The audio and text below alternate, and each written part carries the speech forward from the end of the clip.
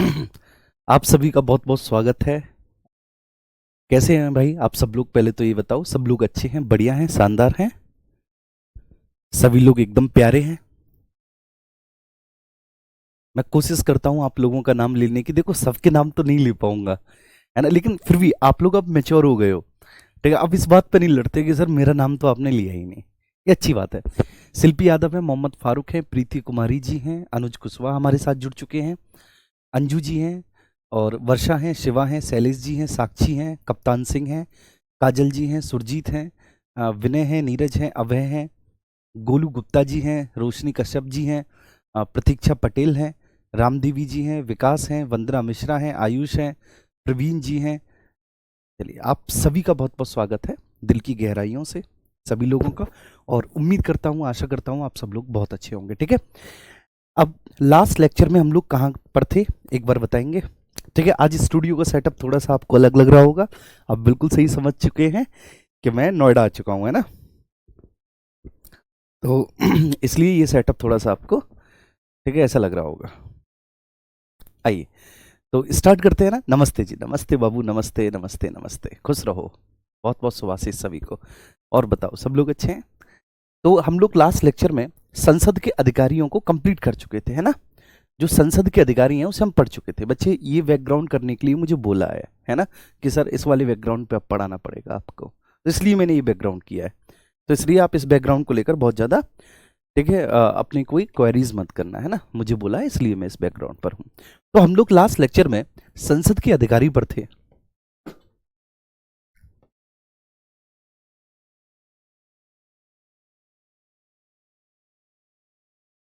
संसद के अधिकारी, ठीक है। और संसद के अधिकारियों में हमने यहाँ पर भैया लोकसभा और राज्यसभा दोनों के अधिकारियों को देखा। हमने जी यहाँ पर लोकसभा के अधिकारियों को देखा, लोकसभा के अधिकारी, ठीक है। और हमने यहाँ पर राज्यसभा के अधिकारियों को भी देखा।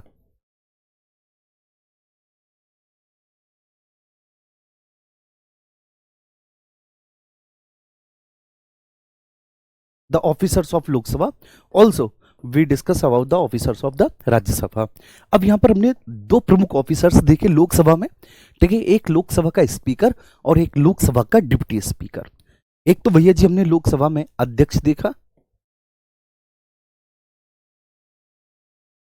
एक तो हमने लोकसभा में लोकसभा के अध्यक्ष को देखा, स्पीकर को देखा, और एक लोकसभा में लोकसभा के उपाध्यक्ष को देखा। अब मैं आपको एक और इंटरेस्टिंग बात बताता हूं।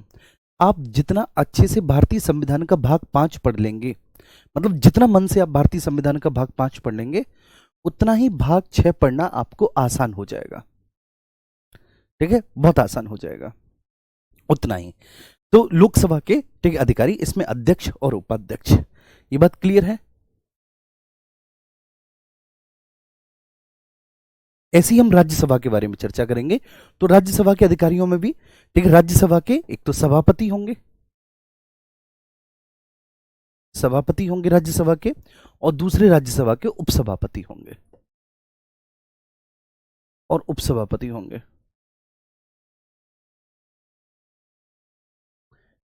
ठीक है, ये बात समझ में आ रही है ना आपको? ये बात क्लियर है? बहुत अच्छे से आप लोग इस बात को समझ पा रहे हैं?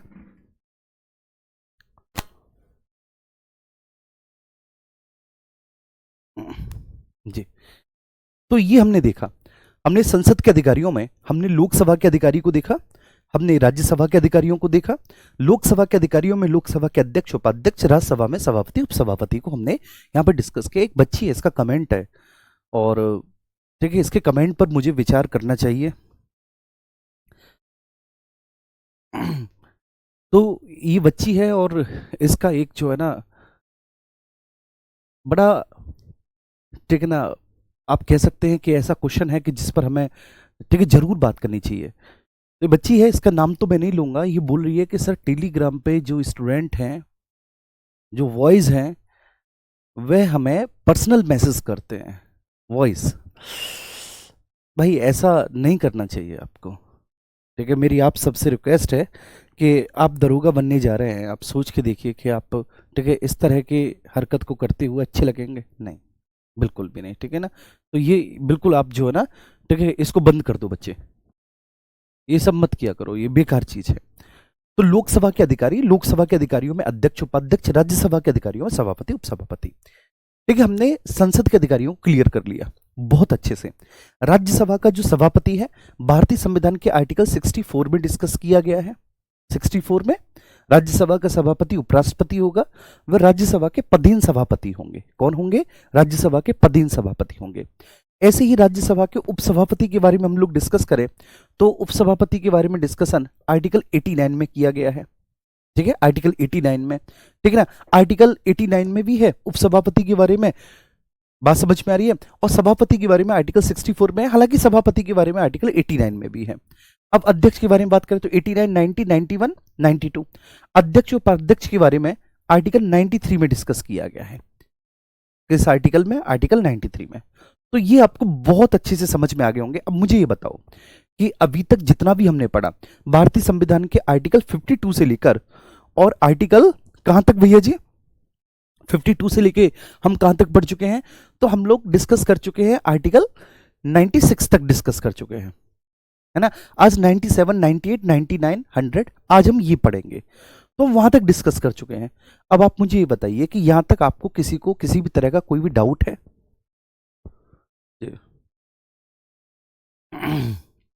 किसी भी तरह का डाउट है आपको?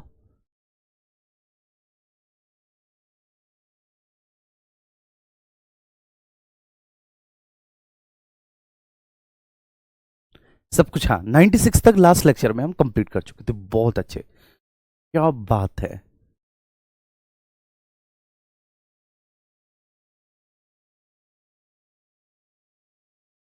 ओके,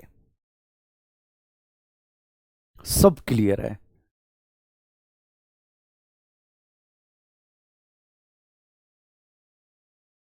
ओके,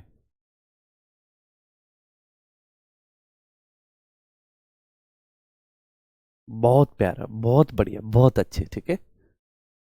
ठीक है, अभिषेक कुमार, मैंने देख लिया आपका कमेंट, है ना बाबू, मैंने देख लिया आपका कमेंट।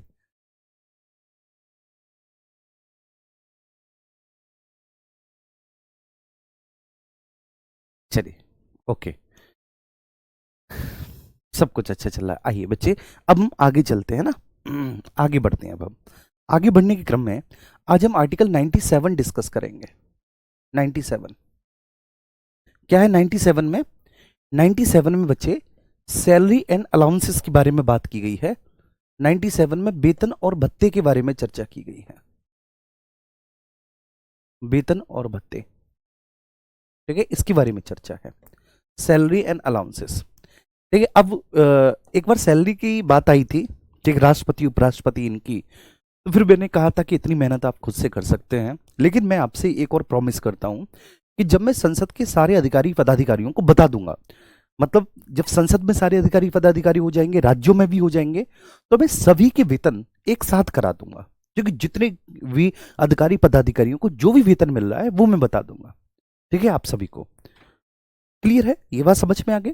आइए, तो 97 में क्या है भैया? 97 में वेतन और भत्ते हैं किसके? संसद के अधिकारी पदाधिकारियों के। वेतन और भत्ते किस किस के हैं? तो वेतन और भत्ते लोकसभा के संदर्भ में लोकसभा के अध्यक्ष और उपाध्यक्ष के, ठीक है, ध्यान रखना।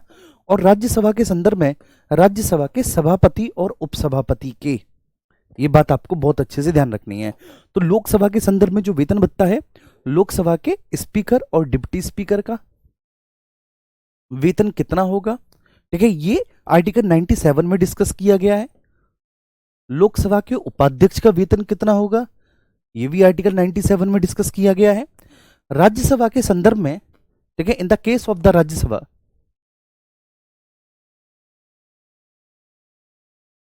राज्यसभा के केस में राज्यसभा के सभापति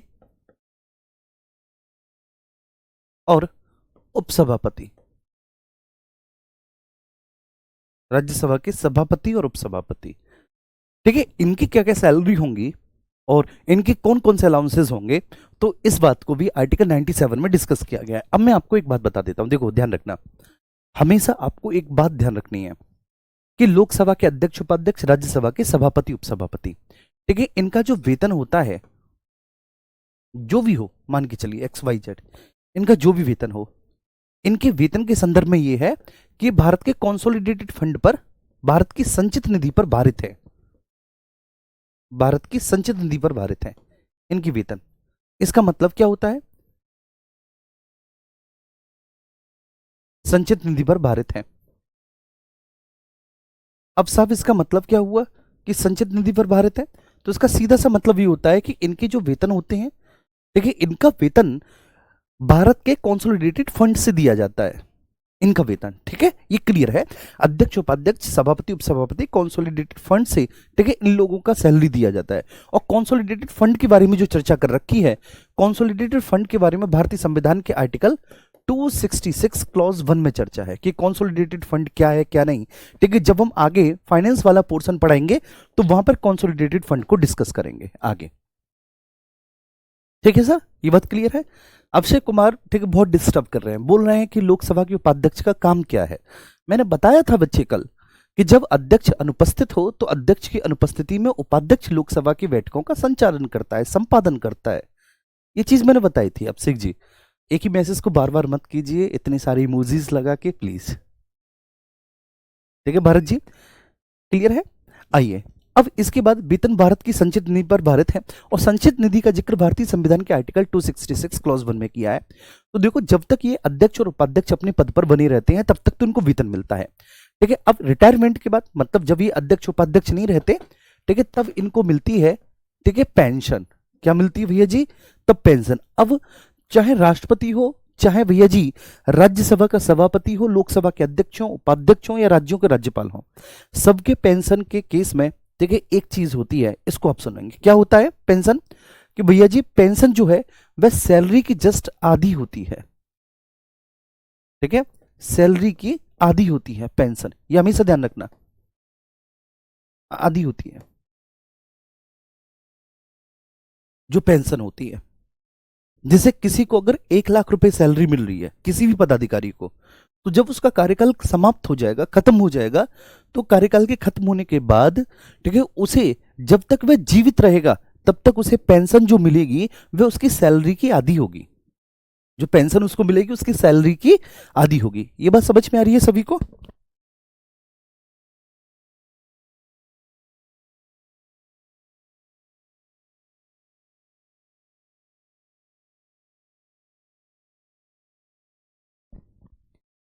ठीक है, क्लियर है? ये बात समझ में आ रही है सभी को? तो सैलरी की आधी होती है भैया जी कितनी? पेंशन। कब तक? जब तक वह पदाधिकारी जीवित है, ठीक है, उसके जीवित रहने तक।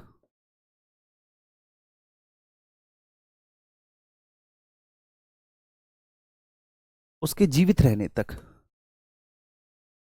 अच्छा भैया जी, अगर वह पदाधिकारी, ठीक है, उसकी मृत्यु हो गई, ठीक है, जिसको भी मिल रही है, इसको मिनिमाइज ही कर दो बेटा, इस वाली को मिनिमाइज कर दो, हाँ, ठीक है। अब मान के चलिए कि उसकी मृत्यु हो गई,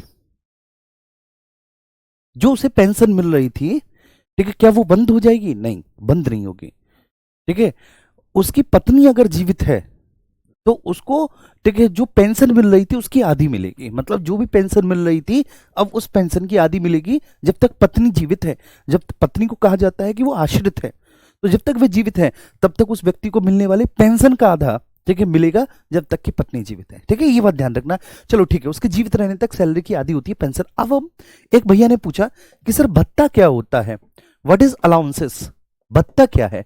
भत्ते का मतलब ये होता है मेरे प्यारे बच्चे कि देखो, ठीक है, इन लोगों को एक निशुल्क आवास मिलता है, ठीक है, इन लोगों को इनके टेलीफोन का खर्चा मिलता है, इन लोगों को इनका एक सरकारी वाहन मिलता है, इनको इनके घर पर कार्य करने के लिए सेवक मिलते हैं, ठीक है, इसलिए मिलते हैं क्योंकि इनके पास बहुत सारे कार्य हैं, बहुत सारे काम इनको करने पड़ते हैं, तो घर के काम इनको ना करने पड़े इसलिए इनके लिए सेवक की व्यवस्था होती है, इनको टेलीफोन का, इनको दुनिया भर के अलाउंसेस मिलते हैं, दुनिया भर के भत्ते मिलते हैं, हम और आप सोच भी नहीं सकते इतने, ठीक है। तो वो कभी नहीं पूछा गया। भत्ते का मतलब ये होता है मेरे प्यारे बच्चे, आप समझ लेना कि सैलरी के साथ साथ,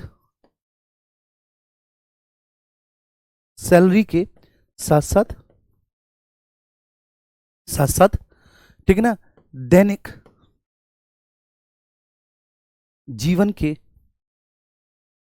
अन्य व्यय, ठीक है, other expenditure of the daily life, other expenditure of the daily life. ठीक है जी, तो ये बात आपको समझ में आ गई होगी और मैंने आपको बता दिया कि लास्ट में मैं सारा एक साथ करा दूंगा। आर्टिकल 97 है। अब आर्टिकल 98 आता है मेरे प्यारे बच्चे, और आर्टिकल 98 में है संसद का सचिवालय। इसमें आपको कुछ भी नहीं पढ़ना, बस आपको याद रखना है कि कभी भी आपसे पूछा जाए कि 98 में क्या है, तो ये आप ध्यान रखेंगे कि 98 में संसद का सचिवालय है, सेक्रेटरीट ऑफ संसद है 98 में। बस इतना आपको याद रखना है। अब हम आर्टिकल 99 पर आते हैं, फिर हम आर्टिकल 100 के बारे में डिस्कस करेंगे। आर्टिकल 99 आपको बहुत अच्छे से समझना है। आर्टिकल 99 में बोला गया है कि माननीय सदस्य, लोकसभा और राज्यसभा के जो सदस्य होते हैं, उनके द्वारा ली जाने वाली शपथ या प्रतिज्ञा, इसके बारे में चर्चा जो है वो भारतीय संविधान के आर्टिकल 99 में की गई है। तो सदस्यों के द्वारा ली जाने वाली oath and affirmation, the oath and affirmation will be discussed in the, ठीक है, article of 99 Indian constitution. Clear है? अब सवाल ये उठता है कि साहब इनको शपथ कौन दिलाता है? ठीक है, ये सारी बात है, ऑब्वियस ही बात है। लोकसभा के सदस्यों को शपथ कौन दिलाएगा, राज्यसभा के सदस्यों को शपथ कौन दिलाएगा, क्या इन दोनों सदस्यों को शपथ एक ही व्यक्ति दिलाएगा या अलग अलग व्यक्ति दिलाएंगे? तो ऐसे सारे बहुत सारे प्रश्न जो है वो हमारे मस्तिष्क में है, तो इसके बारे में हम लोग डिस्कस करते हैं। तो पहले लिख लेता हूं 99 में क्या है, सदस्यों द्वारा शपथ एवं प्रतिज्ञान।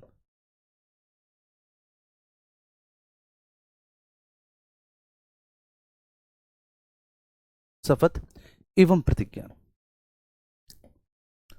ओथ एंड अफर्मेशन, है ना बच्चे? अब देखो इंग्लिश मीडियम वाले जो बच्चे हैं, ठीक है, उनको मैं जितने भी टेक्निकल टर्म है उनको मैं दोनों ही लैंग्वेज में साथ साथ करा के चल रहा हूं, साथ साथ कराता हूं बच्चे, है ना? और इसमें कोई डाउट नहीं है, इंग्लिश मीडियम वाले बच्चे थोड़े से स्मार्ट होते हैं, वो मैनेज कर भी लेते हैं इस बात को। ठीक है, ये हकीकत बात है। मैं भी हिंदी मीडियम का हूं, मुझे पता है कि मैं अपनी तैयारी में बहुत बुद्धू था, बहुत ज्यादा। ठीक है, ध्यान रखना। तो माननीय सदस्यों के द्वारा ली जाने वाली शपथ एवं प्रतिज्ञान, इसके बारे में डिस्कशन भैया जी आर्टिकल 99 में। अब देखिए संवैधानिक प्रावधान क्या है, इसके बारे में कॉन्स्टिट्यूशनल प्रोविजन क्या है। तो सबसे पहले हम जो संविधान में लिखा हुआ है उसके बारे में चर्चा करेंगे, और फिर जो वास्तविकता है उसके बारे में हम लोग चर्चा करेंगे। तो नाउ, ठीक है, सबसे पहले हम लोग बात करेंगे कि इसके बारे में भैया संवैधानिक प्रावधान क्या है। What is constitutional provision of article 99? बोला गया है कि लोकसभा और राज्यसभा के सदस्यों को शपथ राष्ट्रपति या उसके द्वारा नियुक्त, राष्ट्रपति या उसके द्वारा अपॉइंटेड, उसके द्वारा इस उद्देश्य से अपॉइंट किए गए किसी भी व्यक्ति के द्वारा दिलाई जाती है, या फिर इन सदस्यों को राष्ट्रपति उसके द्वारा नियुक्त किसी भी पदाधिकारी के समक्ष शपथ लेनी पड़ती है। यह बात लिखी गई है आर्टिकल 99 में। क्लियर है? अब यार राष्ट्रपति तो शपथ दिलाता नहीं है, ये तो हमें पता है कि राष्ट्रपति शपथ नहीं दिलाता, तो आखिर शपथ कौन दिलाता है, ये सवाल आता है। अब हम यहां पर आगे बढ़ेंगे। देखिए जैसे अभी 16वीं लोकसभा चल रही है वर्तमान में, 16वीं लोकसभा का पूरा कार्यकाल हो गया, ठीक है ना, उसका पूरा 5 साल का कार्यकाल जो है वो हो गया, मतलब खत्म हो गया।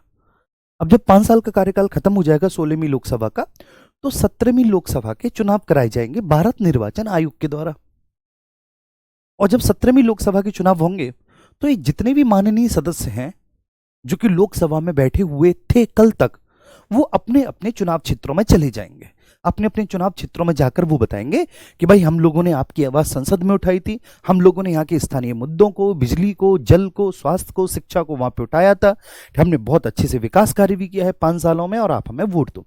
कुछ सदस्य ऐसे होंगे, ठीक है, जो दोबारा से जो है ना उसी लोकसभा क्षेत्र से अपनी उम्मीदवारी प्रस्तुत करेंगे।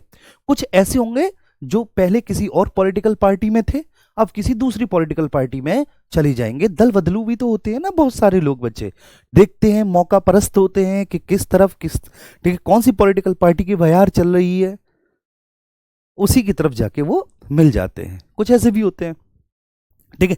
तो कुल मिलाकर बहुत सारे लोकसभा सदस्य, ठीक है ना, बहुत सारे लोकसभा सदस्य जो दोबारा से अपनी उम्मीदवारी भी प्रस्तुत करेंगे, उनको या तो उसी पॉलिटिकल पार्टी से दोबारा से टिकट मिल जाएगा या किसी दूसरी पॉलिटिकल पार्टी से टिकट मिल जाएगा।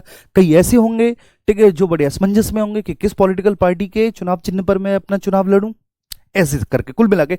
लेकिन फिलहाल वो अपने अपने चुनाव क्षेत्रों में होंगे, वो अब सदन में नहीं होंगे, सदन में उनका कोई काम ही नहीं है, सदन चल ही नहीं रहा, क्योंकि ठीक है सबको भैया जी अपने अपने चुनाव क्षेत्रों में जाना है, जनता से झूठे मूठे वादे करने हैं, ठीक है फिर से जनता को फंसाना है और फिर से जीतकर उनको ठीक है सदन में आना है। बड़े स्वाभाविक है।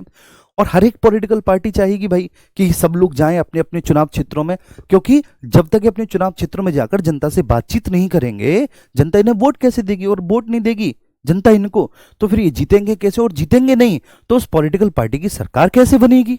बड़ा स्वाभाविक है। ठीक है, सब लोग गए। मान के चलिए मैं भी एक लोकसभा सदस्य था, ठीक है 16वीं लोकसभा में, और अलीगढ़ लोकसभा क्षेत्र है मेरा। ठीक है, मैं अपने ही यहाँ के एग्जाम्पल देता हूँ। अलीगढ़ लोकसभा क्षेत्र है मेरा, मैं अलीगढ़ लोकसभा क्षेत्र से मैं लोकसभा में बैठता हूँ। अलीगढ़ के मुद्दों को मैंने आज तक नहीं उठाया। है एक अलीगढ़ का सांसद, पिछले 3 बार से वही अलीगढ़ का सांसद है, उसे मैंने आज तक कभी भी लोकसभा में बोलते हुए नहीं देखा। मैं नाम नहीं लूंगा उनका, कभी भी बोलते ही नहीं है वो। ठीक है, बमुश्किल कोई प्रस्ताव होगा कि जहां पर उन्होंने अपने कोई विचार रखे होंगे। हाँ, पिछली वाली लोकसभा में जरूर मैंने देखा था स्मृति ईरानी के पीछे बैठ के उनके भाषणों पे ताली बजाते रहते थे। ठीक है, चलो तो ठीक है, उनको बोलना चाहिए, अलीगढ़ के बहुत सारे मुद्दे हैं, बहुत सारी ठीक है डिस्कशन है जनता की, उसको उठाना चाहिए वहां पर। चलो ठीक है, कोई बात नहीं। तो मैं अलीगढ़ से हूँ। ठीक है, अब जैसे ही मैं अपने चुनाव क्षेत्र में आने लग गया तो मैं दौरा करने लग गया चुनाव क्षेत्र में, घर घर जाकर ठीक है ना वोट मांगने लग गया, अपनी सरकार की नीतियों को बताने लग गया, ये सारी चीजें हुई। वोट पड़े 17वीं लोकसभा के, और मुझे फिर से जनता ने अपना समर्थन दे दिया, मतलब मैं फिर से चुनाव जीत गया। जनता ने मुझे ठीक है फिर से जिता दिया भैया।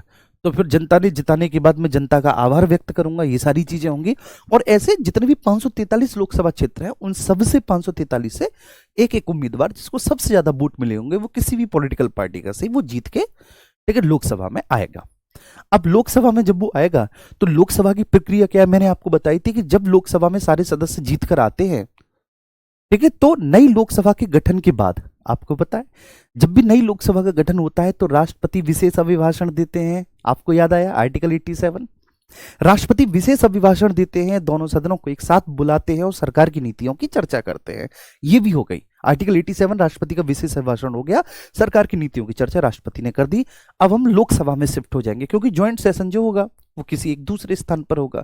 ठीक है, ऐसी जगह जहां पर इतनी कैपेसिटी हो कि लोकसभा और राज्यसभा के दोनों सदस्य बैठ सकें।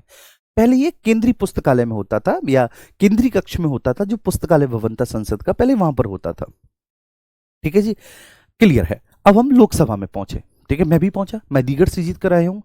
जब लोकसभा में पहुंचे तो हम पाएंगे कि लोकसभा के बैठकों की जो अध्यक्षता कर रहा है व्यक्ति, वो राष्ट्रपति के द्वारा इसलिए अपॉइंट किया गया है कि शुरुआती वो जो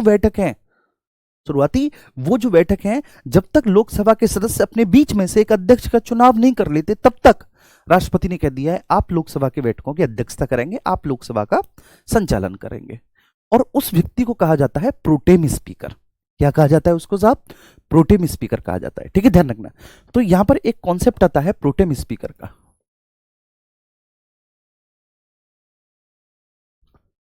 ठीक है, 2-3 चीजें मैं आपको बता रहा हूं जो आपके एग्जाम में सीधे तौर पर पूछी जाती है। तो एक कॉन्सेप्ट आ रहा है मेरे प्यारे बच्चे, ठीक है, इस कॉन्सेप्ट को आने दो। क्या है? प्रोटेम स्पीकर का कॉन्सेप्ट है। प्रोटेम स्पीकर कौन होता है? राष्ट्रपति द्वारा नियुक्त किया जाता है प्रोटेम स्पीकर। ठीक है, इसके संबंध में कोई संवैधानिक प्रावधान नहीं है, ये ध्यान रखना। राष्ट्रपति के द्वारा नियुक्त किया जाता है। अब सवाल ये उठता है सर, राष्ट्रपति के द्वारा नियुक्त क्यों किया जाता है? तो नई लोकसभा के गठन के बैठकों की अध्यक्षता करने के लिए, क्योंकि अभी तक लोकसभा के सदस्यों ने अपने बीच में से किसी अध्यक्ष का चुनाव नहीं किया। ठीक है, ध्यान रखना। अभी मैं और भी बहुत सारी चीजें बताऊंगा। तो नई, अरे यार,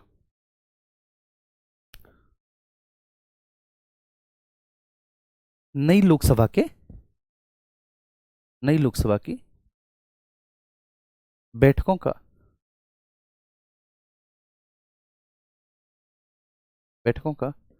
संचालन करने हेतु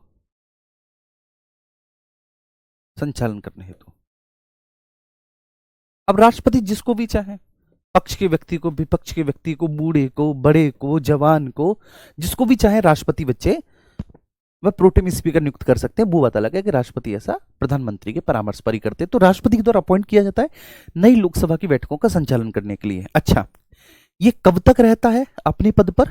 अब सवाल ये उठता है कि प्रोटेम स्पीकर अपने पद पर कब तक रहेगा भैया? तो प्रोटेम स्पीकर अपने पद पर तब तक रहता है जब तक लोकसभा के सदस्य अपने बीच में से एक अध्यक्ष का चुनाव नहीं कर लेते। ठीक है, ध्यान रखना। तो जब तक लोकसभा के सदस्य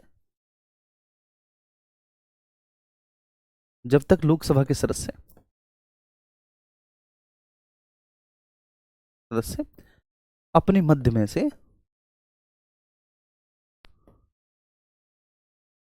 में से एक अध्यक्ष का चुनाव नहीं कर लेते, तब तक एक अध्यक्ष का चुनाव नहीं कर लेते।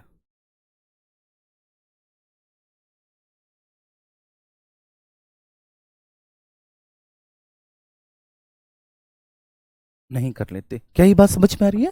तो कब तक? जब तक लोकसभा के सदस्य अपने बीच में से एक अध्यक्ष का चुनाव नहीं कर लेते, तब तक। तो राष्ट्रपति के द्वारा नियुक्त किया जाता है नई लोकसभा की बैठकों के संचालन करने के लिए। ठीक है, ध्यान रखना। अभी तक कौन सी भी लोकसभा चल रही है? 16वीं। ये ध्यान रखना, ये 16वीं लोकसभा चल रही है। मैं आपको एक एग्जाम्पल के तौर पर समझाता हूं और इतने प्रश्न जो भी बनते हैं वो सारे के सारे आपके क्लियर हो जाएंगे। 16वीं लोकसभा चल रही है मेरे प्यारे बच्चे, ठीक है। और 16वीं लोकसभा में स्पीकर कौन है? हु इज स्पीकर ऑफ 16वीं लोकसभा, 16th लोकसभा? आप कहेंगे ओम बिरला है। ओम बिरला है। अब मैंने यहां पर ओम बिरला को लिख लिया और ओम बिरला को लिखकर मैं आपको आपके सभी सवालों का जवाब देता हूं, जितने भी सवाल आपके मन में होंगे। 16वीं लोकसभा जिसके स्पीकर ओम बिरला है, 16वीं लोकसभा का यहां पर कार्यकाल हो गया समाप्त। ठीक है, यहां पर कार्यकाल हो गया समाप्त 16वीं लोकसभा का। 5 साल का कार्यकाल समाप्त होता है 16वीं लोकसभा का। चलिए ठीक है, कार्यकाल समाप्त हो गया यहां पर इस पॉइंट पर। अब इस पॉइंट के बाद ठीक है, फिर नई लोकसभा के चुनाव कराए जाएंगे। ऑब्वियस सी बात है, मैंने आपको बताया कि जैसे ही 16वीं लोकसभा का कार्यकाल समाप्त हुआ तो 16वीं लोकसभा के कार्यकाल समाप्त होने के बाद फिर मेरे प्यारे बच्चे नई लोकसभा का चुनाव कराया जाएगा।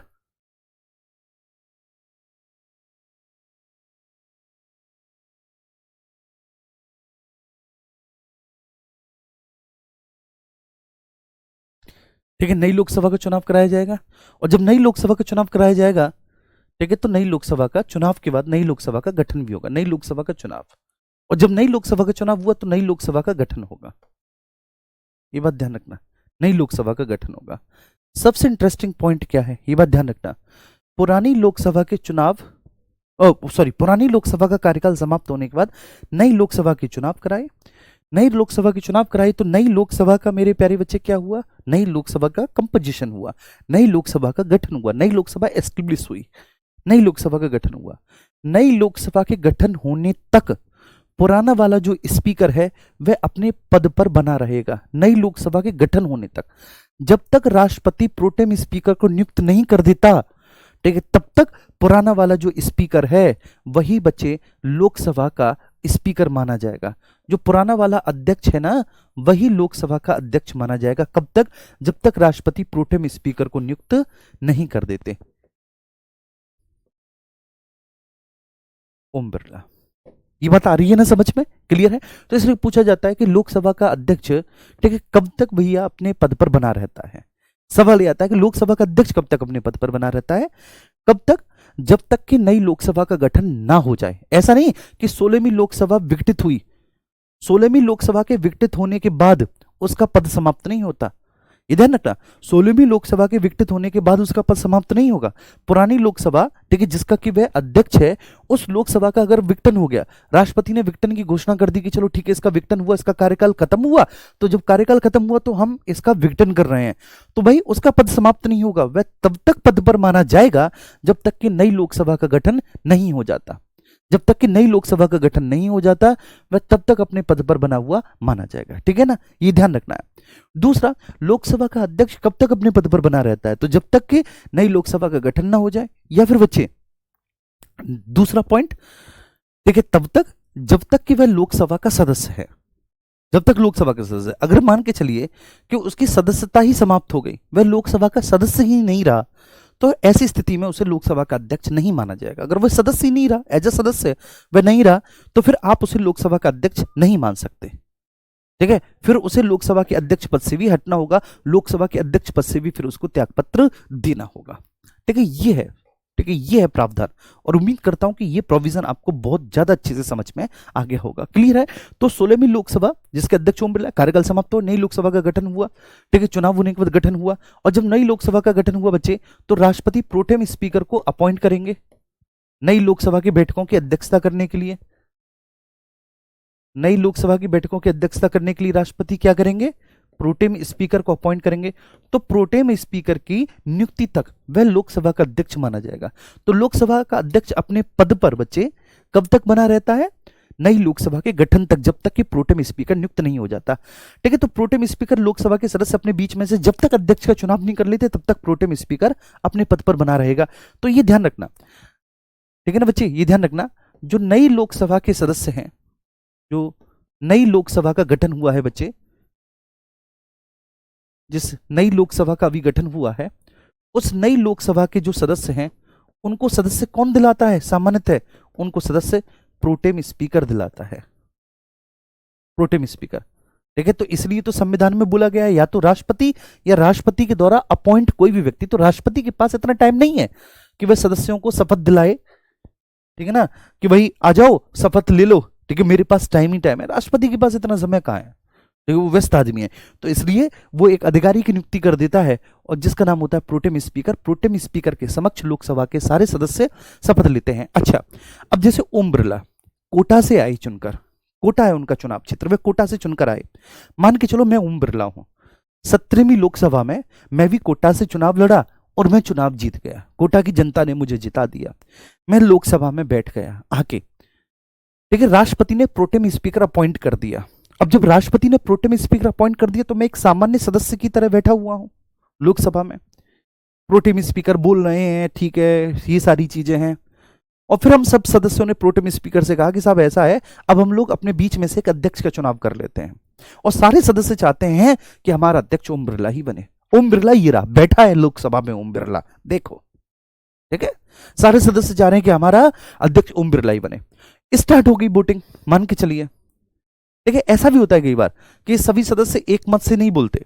विपक्ष अपने किसी व्यक्ति को चाहता है स्पीकर बनाना, पक्ष अपने किसी व्यक्ति को चाहता है, मतलब विपक्ष अपने किसी सांसद को, अपने किसी पसंदीदा व्यक्ति को चाहेगा अध्यक्ष बनाना, और जो बच्चे, ठीक है, सत्ता पक्ष है, वह अपने किसी पसंदीदा व्यक्ति को चाहेगा बच्चे अध्यक्ष बनाना।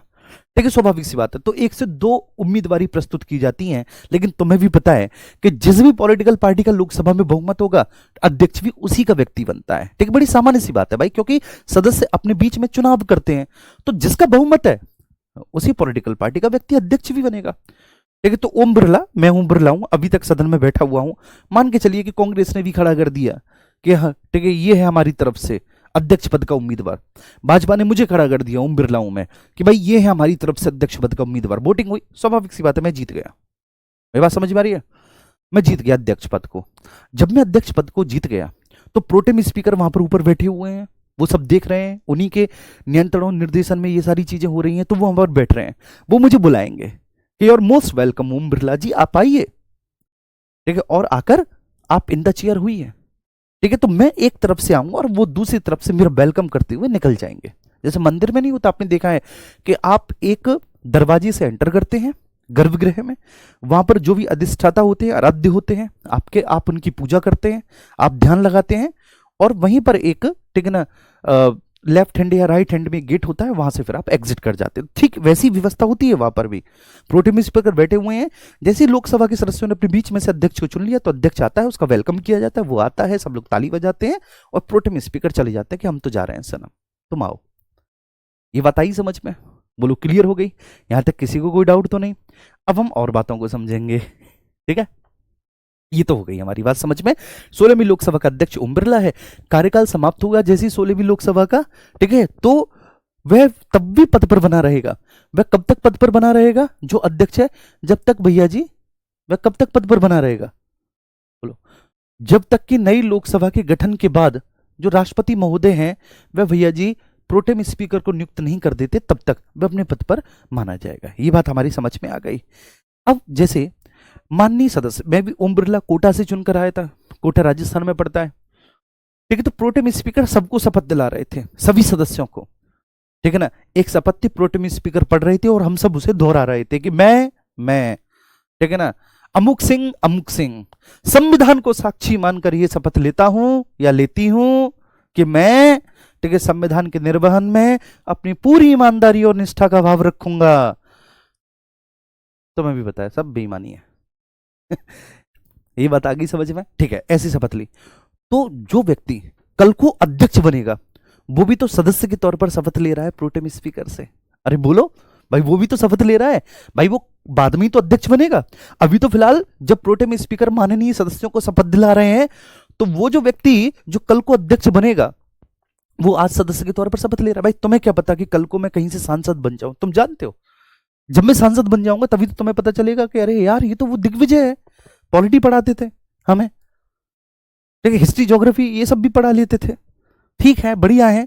अरे यार ये वहां से सांसद हैं, देखो क्या जबरदस्त डिबेट कर रहे हैं संसद में, लोकसभा में, ठीक है, तभी तो आप जान पाओगे। तो अभी नहीं पता कि कौन अध्यक्ष बनेगा, ठीक है, लेकिन जो अध्यक्ष कल को बनेगा उसने भी सदस्य के तौर पर एक सामान्य शपथ ली है। बस मेरा ये उद्देश्य था आपको बताने का, और उम्मीद करता हूं कि ये बात आपको समझ में आ गई होगी, क्लियर है। तो ये यहां पर क्लियर हो गया मेरे प्यारे बच्चे, ये यहां पर क्लियर हो गया कि प्रोटेम स्पीकर, ठीक है, जब तक उनका गठन नहीं हो जाता, ठीक है, तब तक मेरे प्यारे बच्चे ध्यान रखना। तो 16वीं लोकसभा का कार्यकाल समाप्त हुआ, उसका कार्यकाल कहां तक चलेगा, यहां पर 16वीं लोकसभा का कार्यकाल समाप्त हो गया, यहां पर 16वीं लोकसभा का कार्यकाल समाप्त हो गया। लेकिन बच्चे इसका कार्यकाल कहां तक चलेगा, यहां तक चलेगा, जब तक प्रोटेम स्पीकर की नियुक्ति नहीं हो जाती तब तक इसका कार्यकाल चलेगा, तब तक इसको अध्यक्ष माना जाएगा। उम्मीद करता हूं कि ये बात आपको समझ में आ गई होगी यार, मैंने बहुत डिटेल और डिस्कशन के साथ आपको समझाया। बस हमेशा इस बात को अपने ध्यान में रखना, और ये सारी चीजें हैं। तो सदस्यों द्वारा शपथ या प्रतिज्ञा, संवैधानिक प्रावधान क्या है, अब सीधा से लिख देता हूं, राष्ट्रपति या उसके द्वारा नियुक्त किसी भी व्यक्ति के समक्ष, राष्ट्रपति अथवा या उसके द्वारा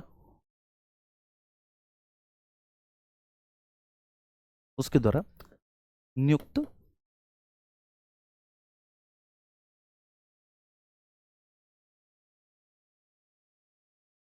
किसी भी व्यक्ति के समक्ष, किसी भी व्यक्ति के समक्ष, ठीक है ना। लोकसभा के सदस्य शपथ लेते हैं, लोकसभा के सदस्य शपथ लेते हैं। और देखो राज्यसभा तो एक स्थायी सदन है। आप कहेंगे क्या सर राज्यसभा में भी ऐसा ही होता है, प्रोटेम स्पीकर का कोई कॉन्सेप्ट होता है राज्यसभा में? नहीं बच्चे, राज्यसभा एक स्थायी सदन है, और राज्यसभा में एक तिहाई सदस्य प्रत्येक 2 वर्ष के बाद अवकाश ग्रहण करते हैं, आप सब लोग जानते हैं। तो इसलिए जो राज्यसभा के सदस्य हैं बच्चे, वे राज्यसभा के सभापति के समक्ष शपथ लेते हैं, उनको राज्यसभा का सभापति, क्योंकि राज्यसभा का बच्चे, राज्यसभा स्थायी सदन है, राज्यसभा का कार्यकाल ऐसा पूरा नहीं होता जैसे कि लोकसभा का होता है। ऐसे तो राज्यसभा में कोई कॉन्सेप्ट नहीं कि राज्यसभा 5 साल बाद, 6 साल बाद, 7 साल बाद विघटित हो जाएगी, उसका कार्यकाल समाप्त हो जाएगा। राज्यसभा तो अनवरत रूप से चलने वाला सदन है, तो जो भी नए नए सदस्य आते रहेंगे उस टाइम पे कोई ना कोई सभापति होगा, और जो भी सभापति होगा वो शपथ दिला देगा। जैसे ही 1/3 नए सदस्य आए तो राष्ट्रपति कह देगा हो जाओ खड़े, ले लो शपथ। बस इतनी सी बात है। सदस्यों द्वारा शपथ एवं प्रतिज्ञा, आर्टिकल 99 है।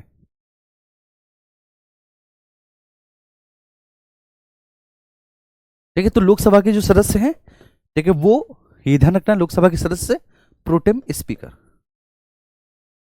इसके समक्ष शपथ लेते हैं। राज्यसभा के सदस्य जो होते हैं वह सभापति के समक्ष शपथ लेते हैं। अब आगे चलते हैं, अब हम डिस्कस करते हैं सर किसके बारे में, आर्टिकल 100 के बारे में। आर्टिकल 100 समझना। अब देखो मैं आर्टिकल 101 से आपको 104 तक पढ़ाऊंगा।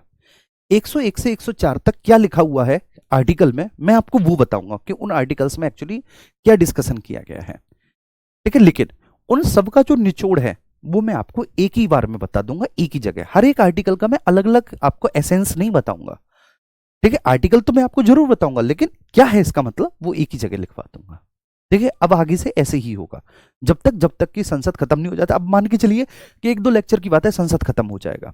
अच्छा, एक और बात, कल से आपकी क्लास, ठीक है, 1.5 घंटे या 1.25 घंटे की होगी। मुझे कमेंट दिखा दो एक बार बेटा। कल से आपकी क्लास 1.5 या 1.25 घंटे की होगी। सब लोग सुन लो। उसमें 1 घंटे की तो क्लास होगी, और 1 घंटे की क्लास के बाद का जो समय है उसमें मैं आपको पीवाईक्यूज कराऊंगा, प्रीवियस ईयर के क्वेश्चंस कराऊंगा। पहले राष्ट्रपति की कराऊंगा क्योंकि राष्ट्रपति हमने खत्म कर लिया, फिर उपराष्ट्रपति की कराऊंगा क्योंकि उपराष्ट्रपति हमने खत्म कर लिया, प्रधानमंत्री, मंत्रिपरिषद, महान्यायवादी की कराऊंगा क्योंकि वो हमने खत्म कर लिया, प्रधानमंत्री, ठीक है ना, और मंत्रिपरिषद और महान्यायवादी वो हमने क्लियर कर लिया। उसके बाद फिर मैं लोकसभा, ठीक है, लोकसभा को हमने खत्म कर लिया, फिर राज्यसभा, इस तरह से ये चलेगा पूरा सेशन। इसलिए मैं आपसे बोल रहा हूं कि आर्टिकल 50 से लेके और हम आर्टिकल 100 पर आ चुके हैं, मतलब 52 से लेके 100 पर आ चुके हैं। मोटा मोटा हमने 50 आर्टिकल कंप्लीट कर लिए, 50 आर्टिकल हमने कंप्लीट कर लिए। 50 आर्टिकल होते हैं। अगर मैं आपसे बोल लूं कि रटो तो आप रट नहीं पाओगे। लेकिन ये जो क्लासेस हैं, इन क्लासेस में आपको पता भी नहीं चला होगा कि 50 आर्टिकल आपके कब क्लियर हो गए।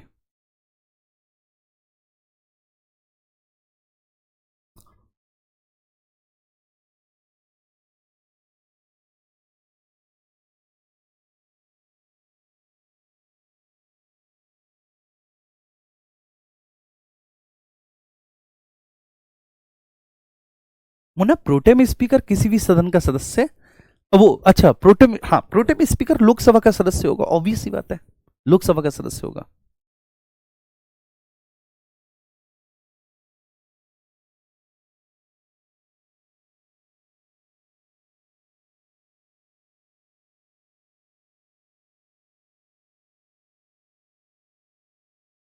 ठीक है जी, क्लियर हुआ, समझ में आया। तो राष्ट्रपति उपराष्ट्रपति कल से क्लियर हो जाओ, और ठीक है, एक बार रिवाइज करो सब लोग, आज आपको पर्याप्त समय मिलेगा, ठीक है, रिवाइज करो आप लोग, ठीक है, ध्यान रखना। हम 3 दिन में, 3-4 दिन में जितने भी प्रीवियस ईयर के क्वेश्चंस हैं, ठीक है ना, भारतीय संविधान के भाग 5 से उसे कंप्लीट कर लेंगे। भाग 5 भी आपका जल्दी खत्म हो जाएगा।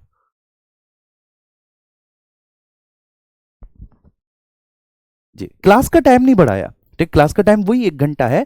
बाकी का जो एक्स्ट्रा टाइम है उसमें आपके क्या होंगे, क्वेश्चंस होंगे, ठीक है, क्वेश्चंस होंगे।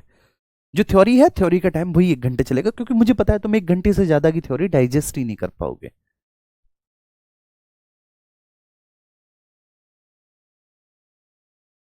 चलिए, ठीक है। आर्टिकल 100 है बेटा, सदनों में मतदान, सदनों में मतदान।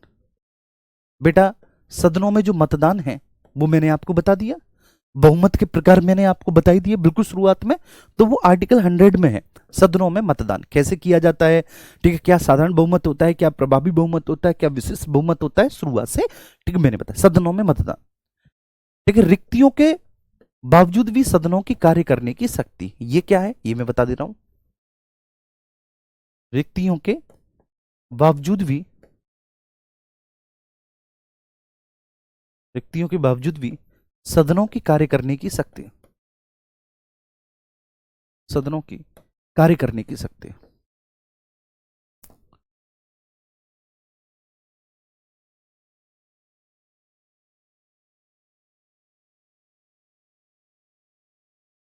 सदनों की कार्य करने की शक्ति, ठीक है ना।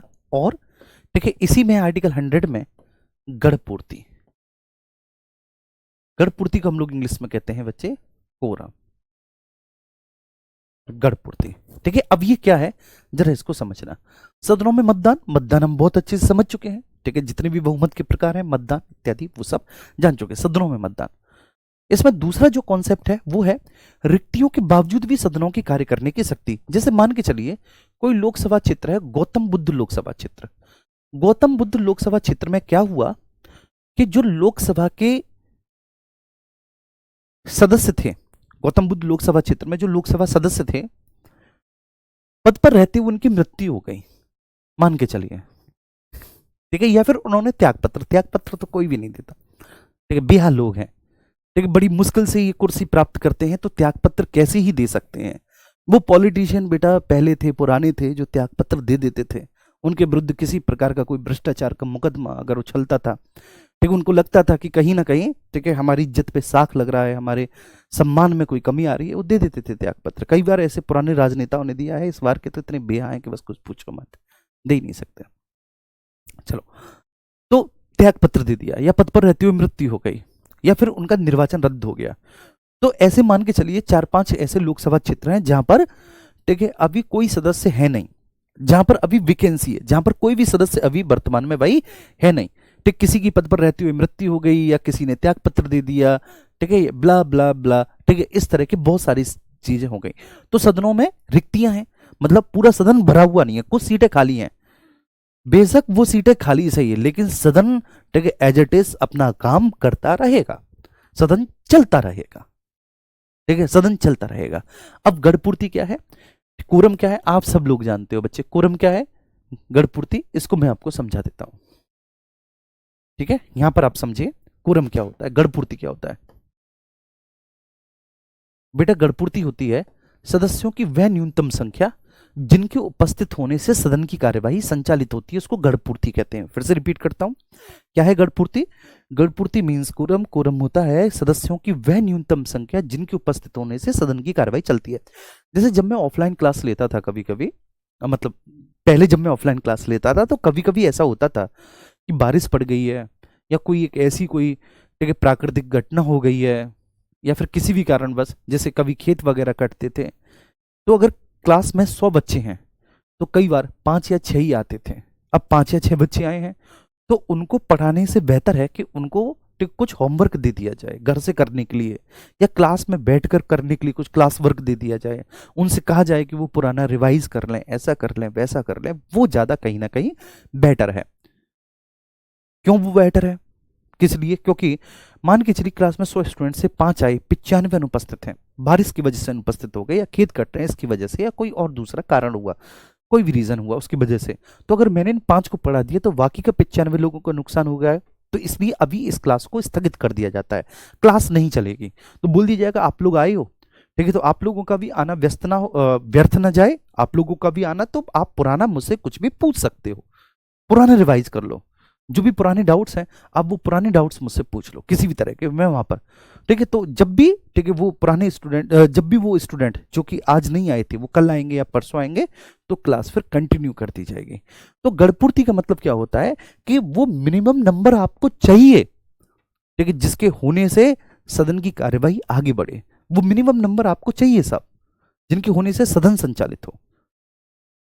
ये बात आ रही है समझ में, जैसे क्लास में, ठीक है, मैं टीचर हूं तो मैं निर्धारित करूंगा कि कितने बच्चे क्लास में होने चाहिए, जिससे कि आगे क्लास चले, क्लास विधिवत, ठीक है, अपना काम करे।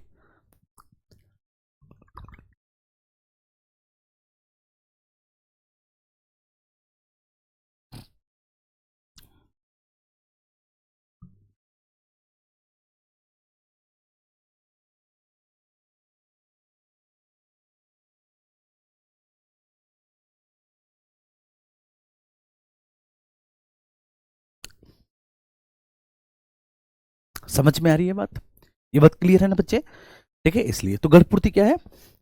अच्छा ये कितनी होती है, तो कुल सदस्य संख्या का 1/10, मतलब अगर सदन की बैठकें संचालित करवानी है, सदन आगे चलवाना है, तो कुल सदस्य संख्या का 1/10 उपस्थित होना चाहिए।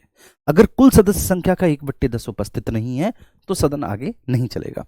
तो क्या है गढ़पूर्ति, सदस्यों की वह न्यूनतम संख्या जिनके उपस्थित होने से सदन की कार्यवाही संचालित होती है, सदस्यों की वह न्यूनतम संख्या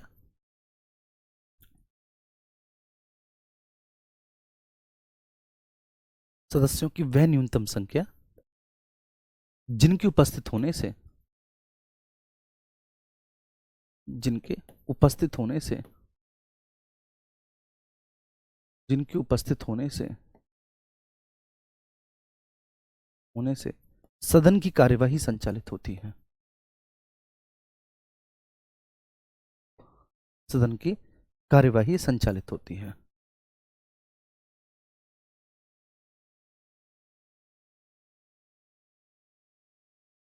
संचालित होती है, यह कुल सदस्य संख्या का 1/10 होता है, ठीक है, मैं लिख देता हूं, यह कुल सदस्य संख्या का 1/10 होता है।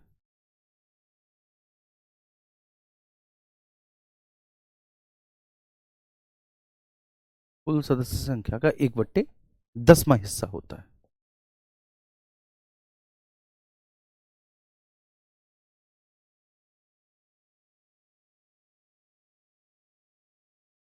10वां हिस्सा होता है।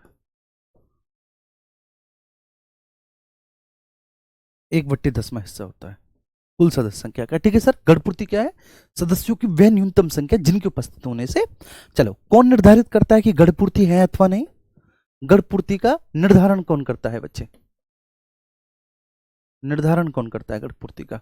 तो जो भी पीठासीन अधिकारी होता है, पीठासीन अधिकारी, वह गणपूर्ति का निर्धारण करेगा। ठीक है, ध्यान रखना, जब भी सदन प्रारंभ होगा तो सदन के प्रारंभ होने से पहले ही, ठीक है ध्यान रखना, सदन की कार्यवाही प्रारंभ होने से पहले सबसे पहला कर्तव्य पीठासीन अधिकारी का ये होगा कि वो ये चेक कराए कि गणपूर्ति है अथवा नहीं। अगर गणपूर्ति नहीं है तो गणपूर्ति के अभाव में सदन को स्थगित कर दिया जाता है।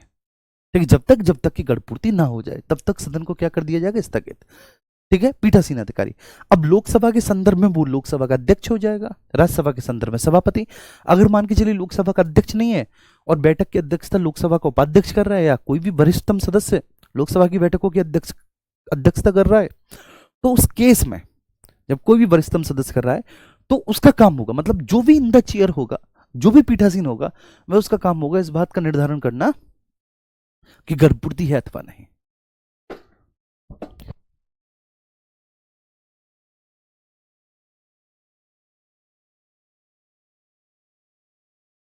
एक बहुत बड़ा सीरियस प्रश्न ये एक बच्चे का आया था। ये बच्ची रिक्वेस्ट कर रही है आप सब लोगों से कि जो टेलीग्राम डाउट ग्रुप है उसमें जो है ना लड़के मैसेज करते हैं, पर्सनल मैसेज करते हैं, और ठीक है कई बार तो मेरे पास पर्सनली भी बच्चियों ने बोला है ये कि उस आईडी को भी उसका स्क्रीनशॉट उन्होंने जो है ना लेकर बताया कि सर ये लड़का परेशान कर रहा है। ठीक है, हम उसे ब्लॉक कर देंगे, टेलीग्राम ग्रुप से निकाल देंगे, उसका कोर्स भी डिसेबल कर देंगे, सारी चीज़ें हम कर देंगे उस बच्चे के साथ। लेकिन सवाल ये उठता है कि हम किस एग्जाम की तैयारी कर रहे हैं? दरोगा। दरोगा बन जाने के बाद हमारे कर्तव्य क्या होंगे? नागरिक सुरक्षा। इस नागरिक सुरक्षा में महिलाओं की सुरक्षा भी शामिल है। आप एक ऐसे प्रशासनिक पद पर जाने वाले हो मेरे भाई जिसमें महिलाओं की सुरक्षा आप करेंगे, और आप ही वो हैं जो उनकी सुरक्षा को तार तार कर रहे हैं। मैंने हमेशा से बोला है कि जब भी किसी भी एग्जाम की तैयारी करते हो तो तैयारी करने से पहले एक सबसे जरूरी चीज जो आप अपनी पर्सनैलिटी में एस्टेब्लिश करो वो ये कि आप उस तरह का एटीट्यूड मेंटेन करो। इस बात को आप लोग बहुत अच्छे से सुनो। ठीक है, अगर कोई मैनुअल हो, ऑब्वियस सी बात है गूगल पे मैनुअल पढ़ा होगा कि क्या क्या दरोगा के कर्तव्य होते हैं, ठीक है, उनको कैसे कार्य करना होता है, ठीक है, उनका पद किस लिए है, ये सारी चीजें तो वहां पर जाके पढ़ो भाई। आपको पता चलेगा कि क्या आपकी ड्यूटीज है, आप समझ पाओगे, आपको सीख पाओगे, और फिर हो सकता है कि ये सब हरकतें करने में आपको शर्म आएगी। सबसे बड़ी बात है आपको ये लग नहीं रहा ना कि मैं कोई गलत काम कर रहा हूं। आपको लग रहा है कि चलो ठीक है, लेकिन सोच के देखो कि आप कितना घृणित कार्य कर रहे हो। मतलब ये मैं वही कहूं कि कोई, ठीक है, आपकी सिस्टर जो कि इस तरह से पढ़ रही हैं उनको कोई इस तरह से मैसेज करे तो आपको कैसा लगेगा? अगर ये बात मैं कहूं तो और ज़्यादा आप इससे रिलेटेबल हो पाओगे, इसे और अच्छे से आप महसूस कर पाओगे। तो प्लीज़ यार, ठीक है, ये सब शोभा नहीं देता आपको। मैंने बोला है कि आप अपना उद्देश्य बिल्कुल क्लियर रखो, या तो मैं करूंगा तो पूरी जी जान लगाऊंगा, फिर ऑब्वियस सी बात है मेरा जो गोल होगा वो क्लियर होगा कि मुझे एग्जाम क्रैक करना है। और अगर मैं भटकूंगा, अगर मुझे भटकना है, ठीक है, तो फिर मैं तैयारी छोड़ दूंगा, फिर मैं कोई और काम कर लूंगा, और बहुत सारे काम है।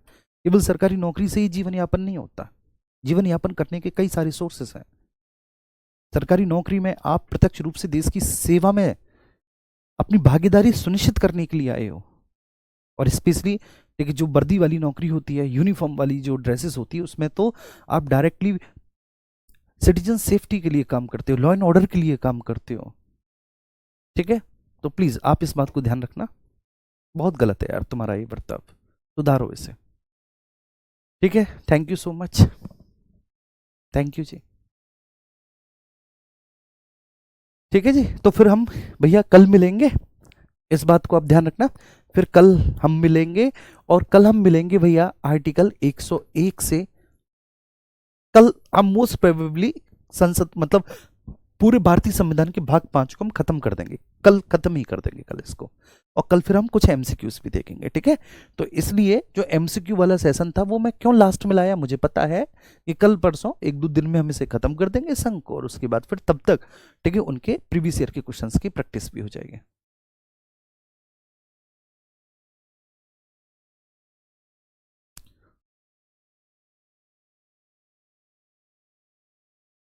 ओके, ठीक है भाई, चलो, ठीक है मुन्ना है, ध्यान रखो और ये सब मत करो, है ना, प्लीज यार।